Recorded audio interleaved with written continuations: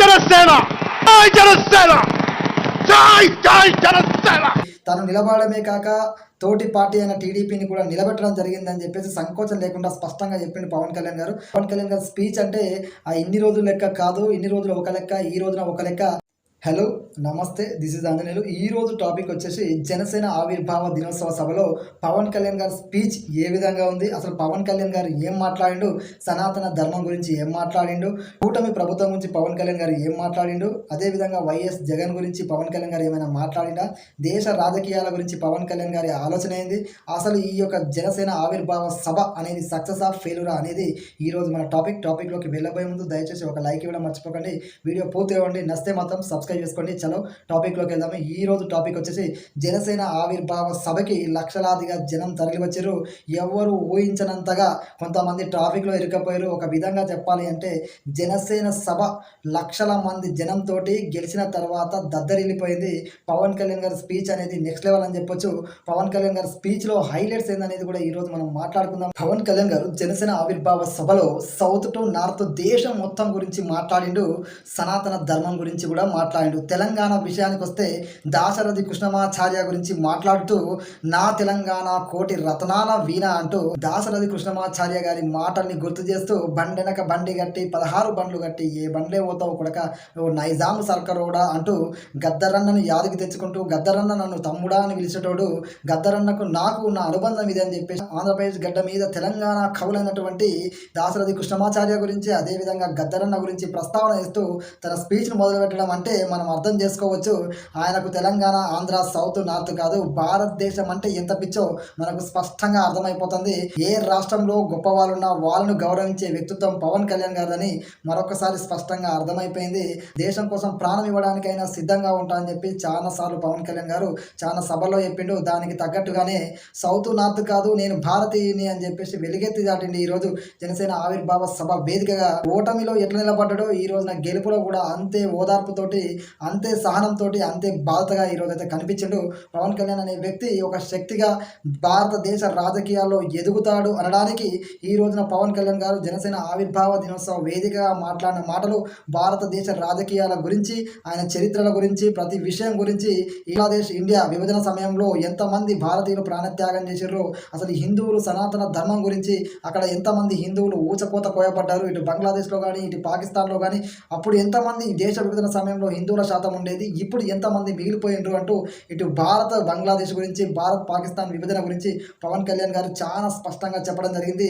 పవన్ కళ్యాణ్ గారి స్పీచ్ ఏ విధంగా ఉంది అంటే నా భూతో నా భవిష్యత్ అనే విధంగా ఈ రోజు ఆయన మాటలు కానీ గొప్ప వాళ్ళ గురించి చెప్పిన విధానం కానీ స్పష్టంగా అర్థమైపోయింది.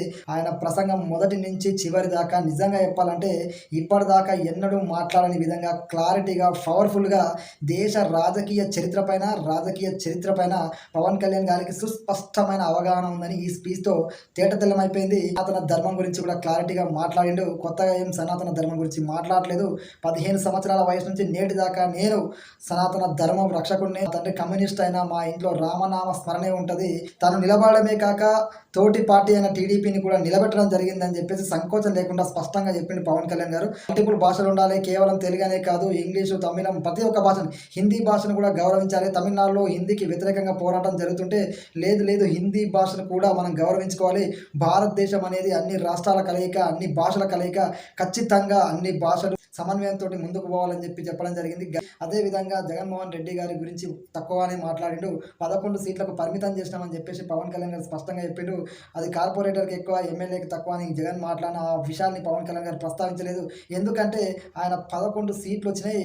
11 సంవత్సరాల జనసేన ప్రస్థానం ముగిసి 12వ సంవత్సరంలోకి అడుగు పెడుతున్న సందర్భంలో ఈ 11 సంవత్సరాల ప్రస్థానంలో జగన్మోహన్ రెడ్డికి కూడా 11 సీట్లే వచ్చినాయని చెప్పేసి ఆయన స్పష్టంగా ఆయన మాటల్లో కాదు చేతల్లో చూపెట్టింది. కాబట్టి చచ్చిపోయిన పామును కొట్టడం ఎందుకు అని చెప్పేసి లీవిట్ అన్నట్టుగా పవన్ కళ్యాణ్ గారు స్పష్టంగా ఆయన స్పీచ్ అయితే మనకు అర్థమైపోతుంది. కానీ చెగువేరా అని చెప్పేసి సనాతన ధర్మం టు చెగువేరా అని చెప్పి కొంతమంది విమర్శలు చేస్తుంటే వాళ్ళకు క్లారిటీగా సమాధానం చెప్పిండు.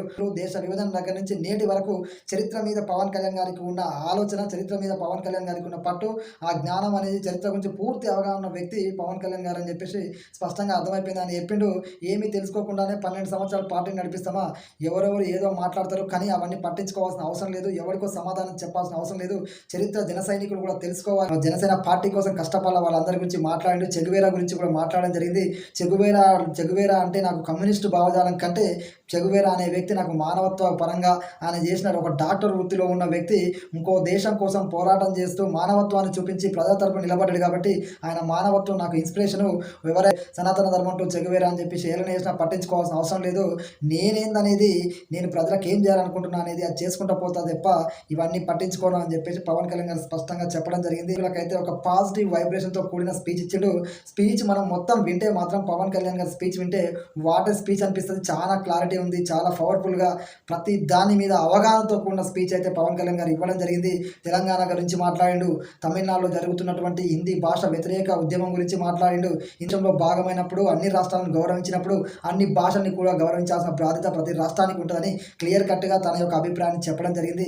సనాతన ధర్మం గురించి మాట్లాడుతూ మిగతా ఏవైతే ధర్మాలు ఉంటాయో వాటి జోలికి ఎవరు సెక్యులర్ ముసుగులో కేవలం హిందువుల మీదనే దాడి చేయడం, హిందూ సంస్కృతి మీద దాడి చేయడం, హిందువుల గురించి మాట్లాడడం, రెచ్చగొట్టడం అనేది కరెక్ట్ కాదని చెప్పేసి క్లియర్ కట్గా సనాతన ధర్మం గురించి మాట్లాడాడు.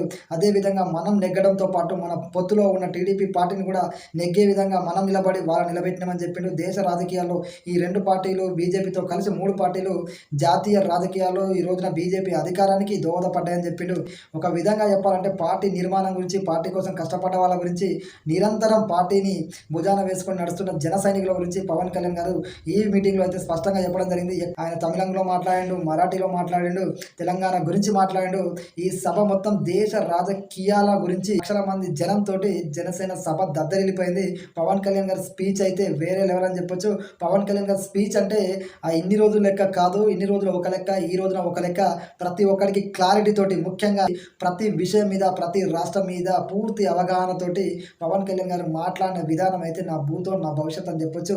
పవన్ కళ్యాణ్ గారి గురించి ఏమైనా మాట్లాడాలి అంటే ఈ రోజు జరిగిన స్పీచ్ వింటే ప్రతి ఒక్కరు ఆయన గురించి ఏదైనా మాట్లాడాలంటే ఆలోచించే విధంగా పవన్ కళ్యాణ్ గారి స్పీచ్ ఉంది. ఇంకా మూర్ఖత్వంతో పవన్ కళ్యాణ్ గారిని విమర్శించే విధంగా, పవన్ కళ్యాణ్ గారిని ఇంకా ఏదైనా చేసే విధంగా ఉంటే వాళ్ళు అక్కడే ఉంటారు. కానీ పవన్ కళ్యాణ్ గారి గమ్యం, పవన్ కళ్యాణ్ గారి లక్ష్యం స్పష్టంగా ఉంది. దేశ రాజకీయాల్లో ఖచ్చితంగా రాను రోజుల్లో జనసేన పార్టీ కీలక భూమిక పోషించబోతుంది. ఎన్ని విమర్శలు వచ్చినా, ఎంత ఏలన వచ్చినా పవన్ కళ్యాణ్ గారికి లక్ష్యం అనేది క్లారిటీగా ఉంది. కాబట్టి జనసేన ప్రస్థానం ఏదైతే మొదటి నుంచి జీరో దగ్గర మొదలైన జనసేన ప్రస్థానం నేడు 100% స్ట్రైక్ రేట్ తోటి ఏ విధంగా సాగుతుందో రానున్న రోజులలో అంతకు మించిన రెట్టింపుతోటి పవన్ కళ్యాణ్ గారి ప్రణాళిక ఉన్నట్టుగా స్పష్టంగా అర్థమైంది. దేశ రాజకీయాల్లో జనసేన పార్టీ కీలకం కాబోతుంది. ఇది రాసి పెట్టుకోండి. ఈ వీడియో మీకు నచ్చితే సబ్స్క్రైబ్ చేసుకోండి. జై హింద్.